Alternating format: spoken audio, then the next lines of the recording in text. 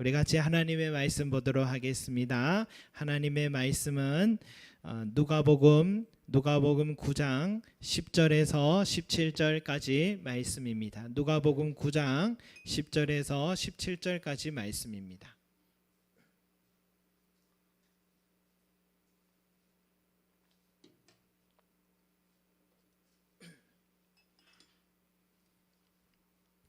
누가복음 9장 10절에서 17절 말씀.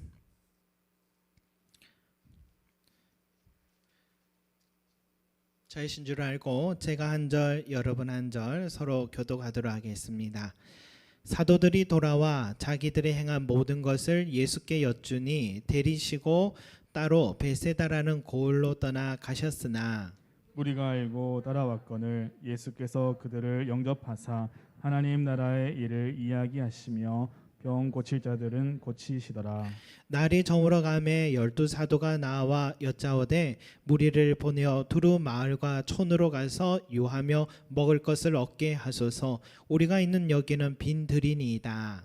예수께서 이르시되 너희가 먹을 것을 주라 하시니 여짜오되 우리에게 떡 5개와 물고기 2마리밖에 없으니 이 모든 사람을 위하여 먹을 것을 사지 아니하고서는 할 수 없사옵나이다 하니 이는 남자가 한 5,000명 되밀어라. 제자들에게 이르시되 때를 지어 한 50명씩 앉히라 하시니 제자들이 이렇게 하여 다 앉힌 후 예수께서 떡 5개와 물고기 2마리를 가지사 하늘을 우러러 축사하시고 떼어 제자들에게 주어 무리에게 나누어 주게 하시니 먹고 다 배불렀더라. 그 남은 조각을 12바구니에 거두니라. 아멘. 여러분, 요즘 이 코로나로 인해서 사람들이 이런 얘기들을 합니다. 전염병에 걸려 죽기 전에 굶어 죽겠다, 이런 표현들을 가끔씩 듣곤 합니다. 그만큼 먹고 사는 문제가 고달픈 현실을 뜻하는 거죠. 정부에서 또 소상공인들에게 집중적으로 또 지원하려고 힘쓰고 있지만 가뭄의 단비같이 또 고마우게 다가오는 마음들도 있겠으나 한 달 월세도 안 된다면서 힘겨워하는 사람들도 많이 있습니다. 요즘에 영끌이라는 단어가 있습니다. 영혼까지 끌어서 영끌입니다. 영끌로 대출해서 주식을 사거나 또 집을 샀는데 그 가치가 떨어질까 두려워하는 젊은이들의 이야기들을 들으면 꿈을 꿀 수 없는 현실을 반영하는 것 같습니다. 정부나 지금 국민들이나 다 숨 고르게 하면서 이 시간을 잘 이겨내길 바라고 노력하고 있는데 참 먹고 사는 문제를 해결하는 것은 쉬운 문제는 아닌 것 같습니다. 예수님의 시절에도 이 백성들이 한 해 열심히 농사를 짓고 추수를 하고 나면 제일 먼저 로마 제국의 군인들이 빼앗아 가겠죠. 그리고 나라님들도 빼앗아 가겠죠. 또 갈릴리 지역의 대부분 백성들은 소작농들이어서 예루살렘 수도에 살고 있는 대지주들에게 또 빼앗기겠죠. 또 율법대로 종교세까지 내고 나면 이 백성들의 삶은 상당히 빈곤할 수밖에 없었습니다. 흙수저의 삶을 탈출할 수 있다는 것은 거의 불가능해 보이고 하루 벌어 하루 먹는 생활이 그들의 삶이었습니다. 예수님도 갈릴리 지역에 사셨던 분이셔서 어린 시절부터 그렇게 살아오셨습니다. 몸소 먹고 사는 문제의 한복판에서 씨름을 해보셨던 분이 예수님이셨습니다.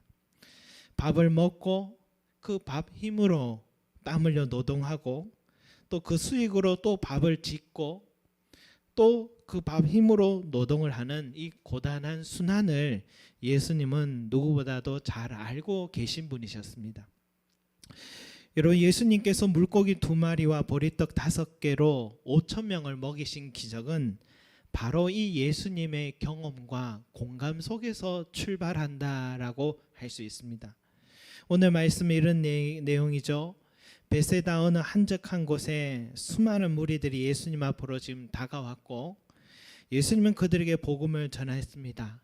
점점 날이 저물어 가니까 제자들이 예수님, 여기는 빈들이니 저들을 이제 돌려보내서 주변 마을에서 그들의 배고픔을 스스로 해결하라고 하십시오 했더니 예수님은 제자들에게 이런 얘기를 하세요. 너희가 먹을 것을 주라. 여러분, 제자들은 가진 거라고는 어느 소년이 갖다 준 그 도시락 속에는 물고기 2마리와 보리떡 5개, 이것밖에 없었는데 그걸 보여드리면서 이것밖에 없는데 우리가 어떻게 5천 명은 좋게 보이는 저들을 먹이겠습니까? 그러니까 예수님은 그들에게 그 무리들을 50명씩 100명씩 때를 지어 앉게 하고서는 그 소년의 도시락을 축사하시고 제자들에게 나눠 주라 했을 때 그 5천 명이 실컷 먹고도 남은 것만 모아도 12광줄이나 되는 기적이 일어났다라는 내용이 오늘 말씀이죠. 여러분, 이 기적의 사건이 일어난 이유가 어디에 있을까요? 예수님께서 자신의 능력, 내가 하나님의 아들이고 또 너희가 기대하는 메시아다라는 걸 자랑하려고 이렇게 이 기적을 베푸셨을까요? 그렇지는 않은 것 같습니다. 동일한 사건의 기록이 이 마가복음에도 나오는데 예수님께서 마가복음에 이 기적을 행하시기 전에 이런 말씀을 하세요.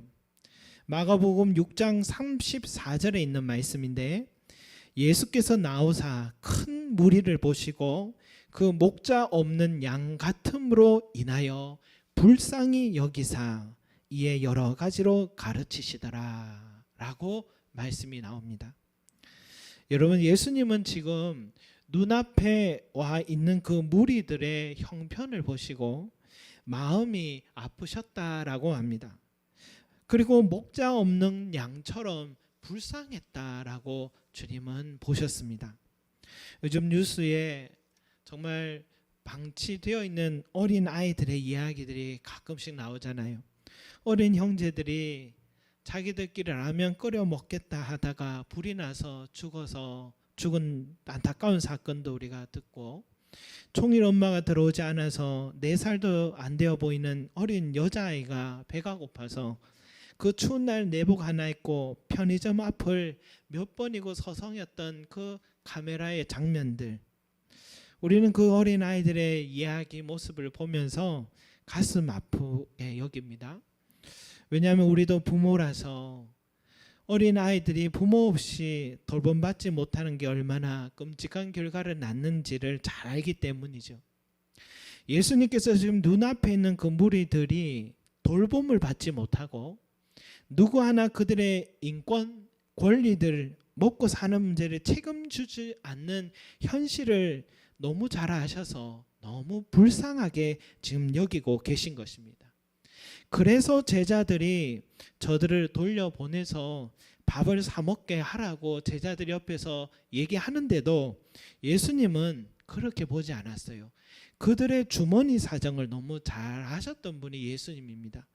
그래서 지체하지 않으시고 둘러 앉히셨던 것이고, 하나님 아버지께 감사와 간구의 기도를 하신 후에 그들에게 기적을 베푸신 것입니다.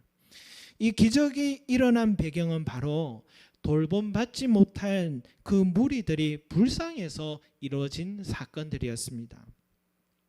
마가복음 8장에는 이런 사건이 한 번 더 기록되어 있는데, 이번에는 떡 7개 그리고 물고기 2마리로 4,000명을 먹이신 사건입니다.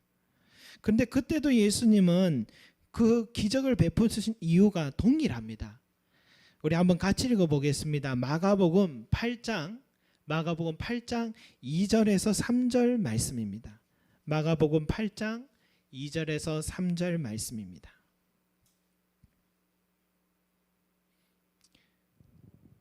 같이 읽겠습니다. 시작. 내가 무리를 불쌍히 여기노라. 그들이 나와 함께 있은지 이미 사흘이 지났으나 먹을 것이 없도다. 만일 내가 그들을 굶겨 집으로 보내면 길에서 기진하리라.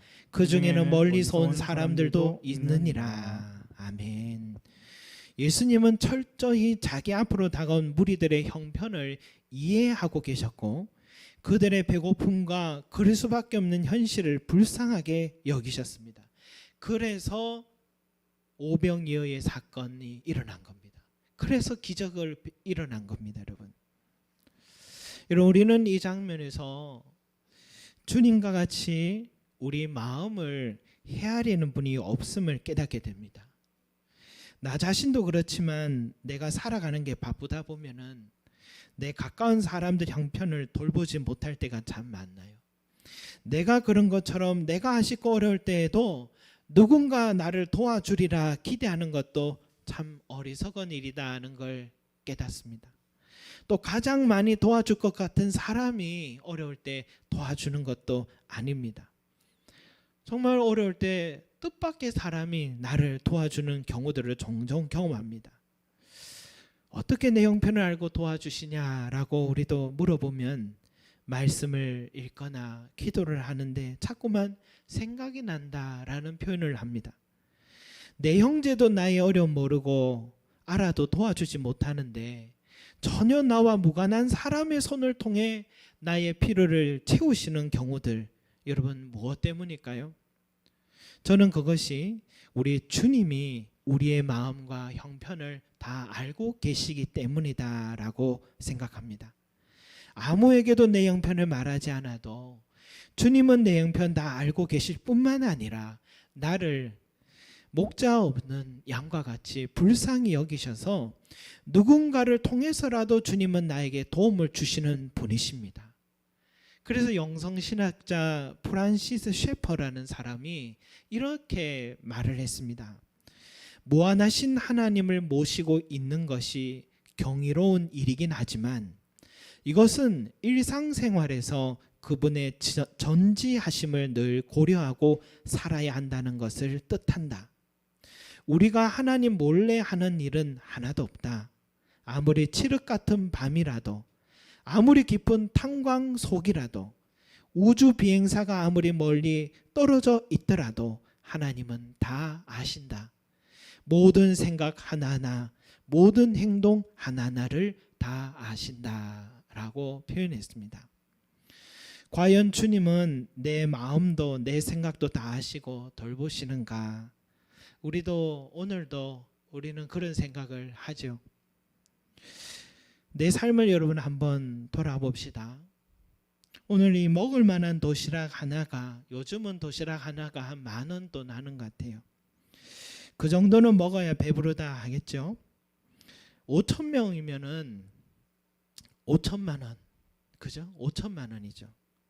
한 해 동안 아무리 적게 써도 여러분 서너 식구가 쓰는 비용은 3천만 원은 족하게 쓰는 것 같아요. 요즘 생활에서. 지난 세월 어떻게 살아왔나 돌아보면 그 모든 게 다 주님의 돌보심이었습니다. 우리는 이 주님의 돌보심을 어떻게 체험했느냐? 단비처럼 길게 주님의 돌보심의 기적을 체험했고, 오늘 오병이의 기적의 사건은 소나기 같이 단 한순간의 기적을 체험한 것뿐이죠. 단지 시간적 차이가 있을 뿐이지 다른 차이는 없는 거예요. 저는 사르밧 과부의 사건을 묵상해 봤습니다. 사르밧 지역에 기근이 있어서 엘리야 선지자를 대접한 후부터 그녀의 집에 남은 기근이 끝날 때까지 밀가루 통에 밀가루가 떨어지지 않았고 기름병에 기름이 마르지 않는 그런 놀라운 기적이 일어났습니다. 여러분, 그 사르밧 과부의 한 가정에 일어난 그 기적과 오늘 5,000명에게 베풀어진 이 기적의 차이가 있을까요? 그녀의 가정의 기근이 끝날 때까지 한 2년 동안 매일마다 베푸신 이 기적과 5,000명을 한꺼번에 베푸신 기적은 시간적 차이만 있을 뿐이지 질적으로도 양적으로도 동일한 기적이라고 볼 수 있습니다. 여러분, 마찬가지예요. 내가 지금 운영하고 있는 그 사업장이나 내가 지금 일하고 있는 그 직장이나 당연하다 생각하는 사람에게는 당연한 곳이지만 우리 그리스도인들은 그리 생각하지 않습니다. 주님께서 우리 가정을 위해 주신 일용할 양식의 터전이다라고 우리는 믿습니다. 그렇기 때문에 그것이 오병이의 기적이라고 보는 거죠. 내 자녀의 양육에 필요한 등록금도 지원도 다 우리 주님이 해주시고 도와주시는 거예요.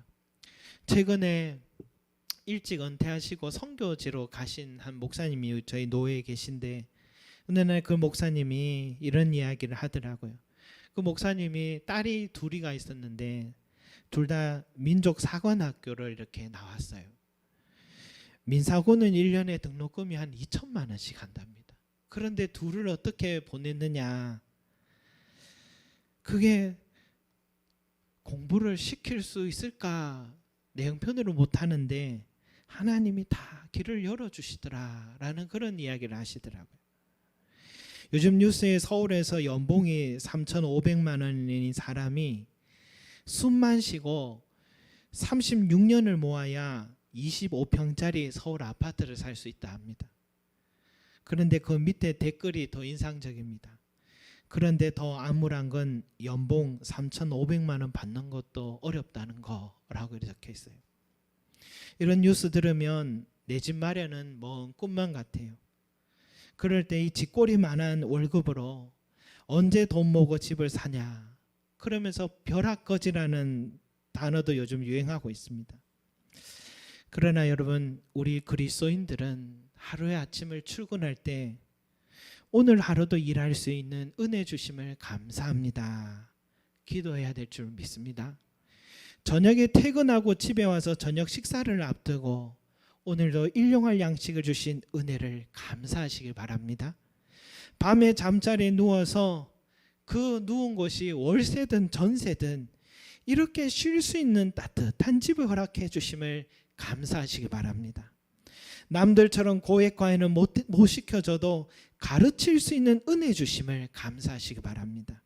왜냐하면 그 모든 것도 다 주님의 돌보심 때문에 가능한 일이었기 때문입니다. 주님의 돌보심은 오병이의 기적과 동일한 가치를 갖고 있기 때문입니다.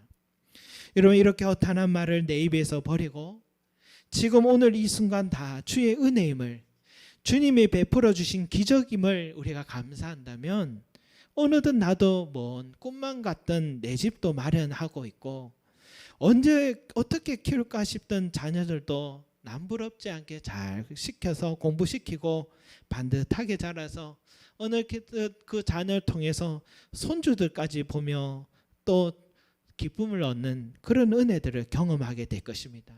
여러분, 이것이 그리스도인들이 살아가는 방식입니다.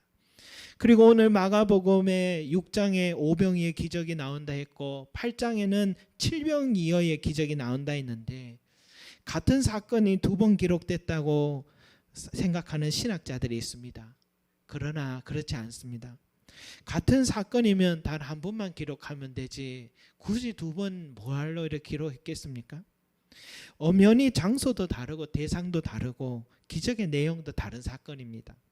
이것은 주님께서 불쌍히 여기시며 먹을 것을 돌보신 기적은 단 한 번의 사건이 아니라 지속적이고 반복적인 사건이다라는 것을 말해주고 있는 것입니다. 주님은 항상 먼저 복음 전하시면서 동시에 배불리 먹이시기도 했다라는 것은 뭐를 말하냐? 주님은 우리의 영혼만 구원하는 것이 아니라 우리의 육의 삶도 책임져 주신다는 것을 뜻하는 것입니다. 우리 영혼만 구원해 주신 게 아니라 내 삶이 끝나는 그날까지 주님은 지속적이고 반복적으로 이 육의 삶을 책임져 주신다는 약속이라는 것입니다. 그래서 여러분, 내일 일을 염려하지 말라라고 주님 말씀하셨습니다. 오늘 하루하루에 감사하고 살아가다 보면 내일도 책임져 주실 주님의 약속을 기대하라는 주님의 음성을 꼭 귀 기울이시기는 저와 여러분 되시기 바라겠습니다. 여러분, 또 하나 이 말씀을 통해 우리가 배워야 될 것은 왜 오늘 이 누가복음에 예수님께서 제자들에게 13절에 뭐라 합니까? 너희가 먹을 것을 주라. 너희가 먹을 것을 주라. 여러분, 왜 이렇게 얘기하셨을까요? 아마 이 말 들으면 주님이 왜 이런 말씀하셨을까? 우리도 그런 생각 들죠. 아마 제자들은 주님 농담도 지나치시다 그런 생각했을 것 같아요. 제자들이 뭘 줄 게 있어야 주죠. 그런데 자꾸 너희가 먹을 것을 주라 합니다. 주님처럼 좀 능력 있는 분이면 모르겠는데 제자들은 그런 기적을 베풀 수 있을 능력이 없을 텐데 왜 이런 말씀하셨을까? 그런데 이 말씀을 다시 이렇게 가만히 보니까 주님이 농담하신 게 아니라 진담이셨습니다. 진심으로 제자들에게 너희가 먹을 것을 주라라고 말씀하셨던 것입니다. 왜냐하면은 10절에 사도들이 돌아와 자기들이 행한 모든 것을 예수께 여쭈니라고 이렇게 되어 있어요. 이렇게 보면은 질문한 것 같은데 사실은 그렇지 않습니다. 마가복음 6장 30절에 이런 말씀이 있어요. 사도들이 예수께 모여 자기들의 행한 것과 가르친 것을 낱낱이 고하니라고 기록되어 있습니다. 이 말은 오병이어 사건이 있게 된 것은 실은 어떻게 있게 되었느냐 하면은 제자들이 둘씩 다 짝을 지어서 전도 활동을 나가서 복음을 전하는데 정말 제자들 자신들도 놀랐어요. 복음 전하고 손만 얹기만 하면 귀신들이 두려워 떨고 쫓겨나가고, 손만 얹기만 하면 병든 자가 낫고 앉으며 일어나고 눈을 뜨고 문둥병이 낫고 이런 기적들이 일어나는 거예요. 그러니까 돌아와서 예수님께 신이 나서 자랑을 했습니다. 이런 기적을 제 손을 통해서 이루게 되었다고 자랑을 하니까 마치 학교에서 돌아온 아이가 엄마에게 오늘 있었던 즐거운 일을 자랑하듯이 신이 났습니다. 주님은 그 신난 제자들의 모습을 보며 흐뭇하게 기쁘게 들으시고는 수고했다. 우리 이제 조용한 곳에 가서 좀 소풍에 나가고 좀 쉬도록 하자 해서 빈들로, 베세다 빈들로 간 거죠. 그런데 사람들은 눈치도 좀 없죠. 예수님과 제자들이 이제 좀 쉬려고 했는데도 도보로 배를 타고 가시는데 도보로 그 길을 다 따라서 먼저 가서 기다리고 있었던 거죠. 그래 어쩔 수 없이 주님은 또 복음 전하시고 그들이 불쌍해서 오병이어의 기적을 베푸신 겁니다.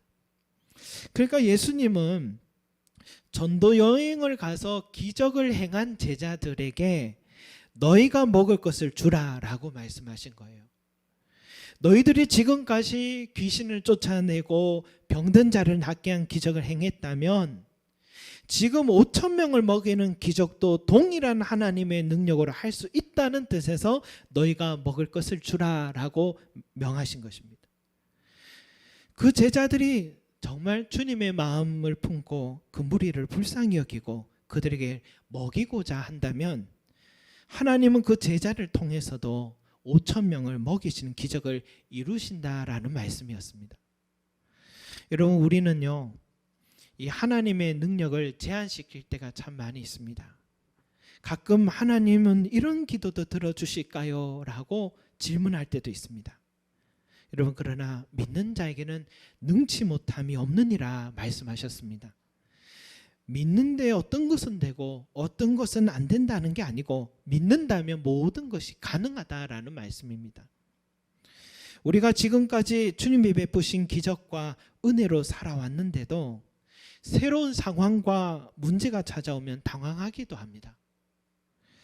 야곱이요, 삼촌 라반이 추격해와서 자신을 어떻게 할지 모르는 그 순간 때 하나님의 도우심으로 라반 삼촌의 꿈에 나타나서 해하지 말라고 막아주셨기 때문에 야곱과 그의 가족의 안전을 지켰죠. 이제 삼촌과 화해하고 서로 해하지 말자 언약도 맺고 헤어졌습니다. 그런데 문제는 여기까지가 아니에요. 고향으로 돌아가는 길은 만만치 않아요. 더 큰 문제가 기다리고 있었어요. 바로 형 에서죠. 에서가 20년 동안 칼을 갈았어요. 내가 장자의 축복을, 나의 장자의 축복을 가로챈 이 동생 야곱을 죽이고자 20년 동안 칼을 갈고 용서할 수 없었던 마음이 더 큰 문제였어요. 군사를 이끌고 이리로 오고 있다는 소식까지 들었습니다. 야곱에게는 인생 최대 위기입니다.